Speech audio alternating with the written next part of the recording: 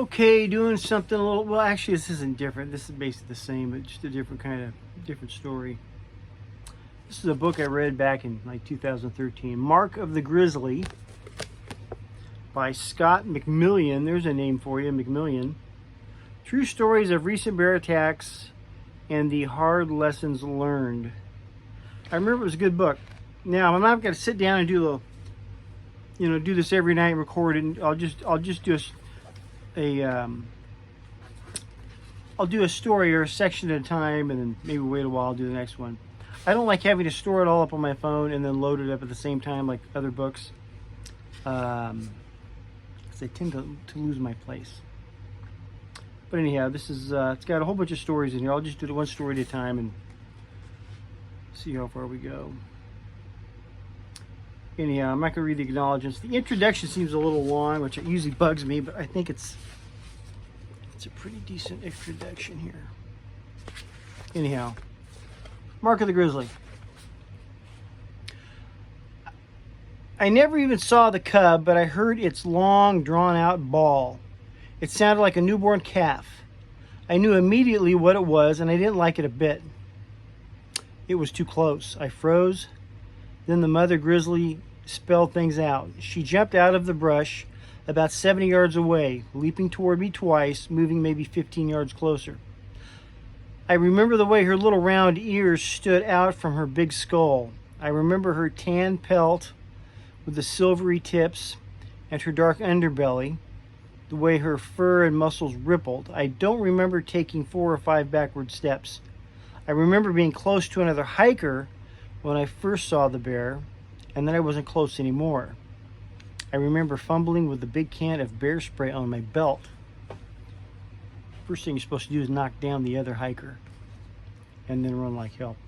The bear stopped after the 2 big lunges, resting her weight on her front legs, ready to leap again. "Wise up," she was saying, and here's why. I had been crossing a little knob in open ground on the Iceberg Lake Trail in Glacier National Park when I saw the bear. The trail led into the timber and the bears were above the trail. I was hiking alone but trying to stay close to a man from Colorado who wore a couple of bear bells on his day pack. A man from Colorado. He didn't really even know the guy. Still could have knocked him down around like hell. Wasn't a friend. I was pretty dubious about the bells doing any good, but it seemed like a good idea to stick with somebody. After the mother grizzly stopped moving, I walked up next to him. I was starting to think by then, and I knew we should stand together. I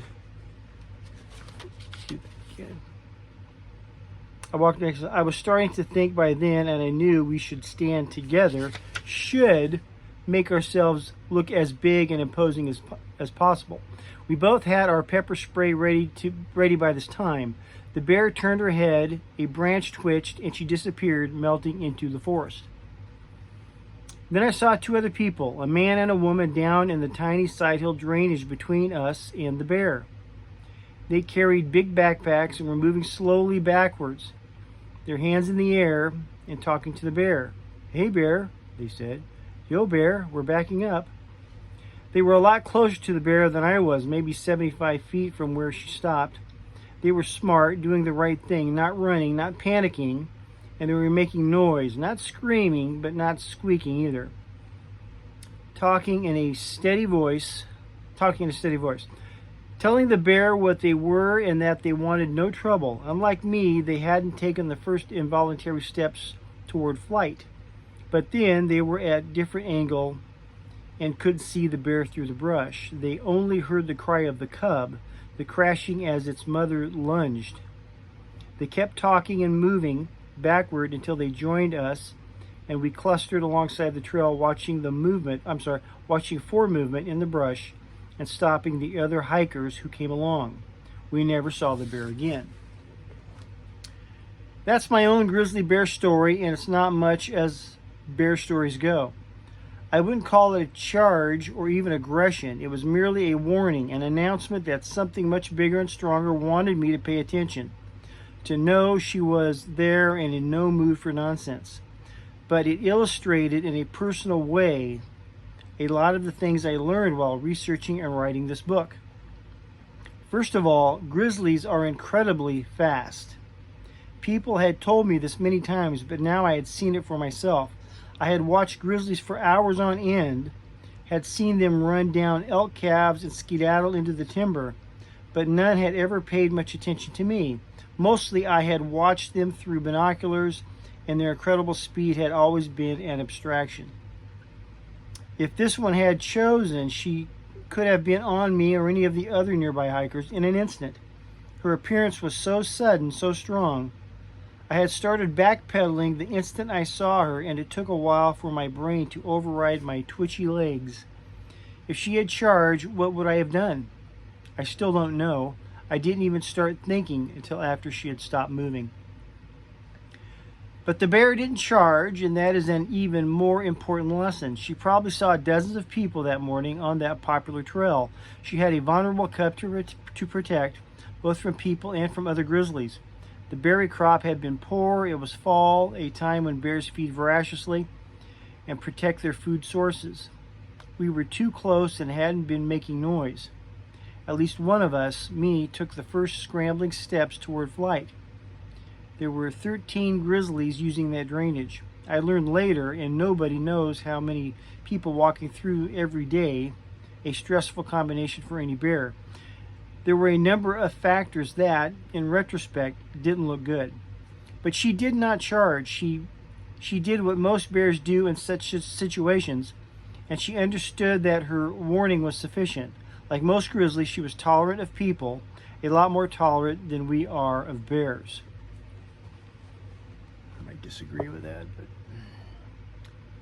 some people would treat grizzlies as manhunters, as dangerous vermin, things to be eradicated like a disease. These people are wrong and selfish. Luckily, their numbers are few, but their influence is not small. A larger number of us appreciate grizzly bears. We spend big sums to travel to places where we can see them.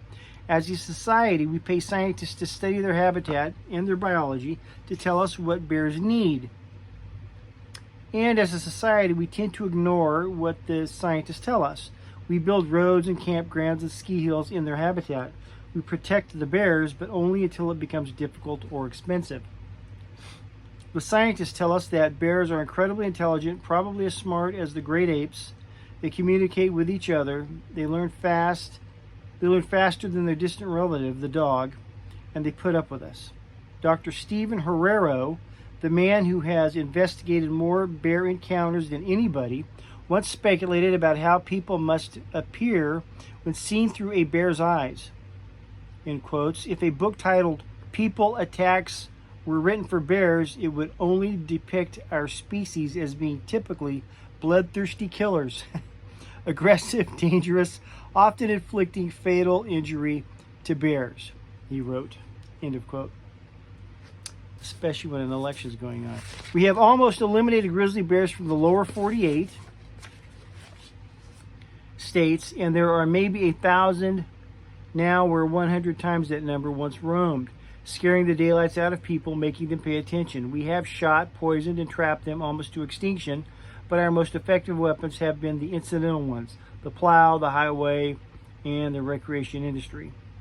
The wild habitat grizzlies need to survive is almost gone. They live in the remote areas in and around Glacier and Yellowstone parks, and in a couple of pockets along the Canadian border, in isolated forests and rocky slopes, but not because we have chased them there, but because that is all we have left for them.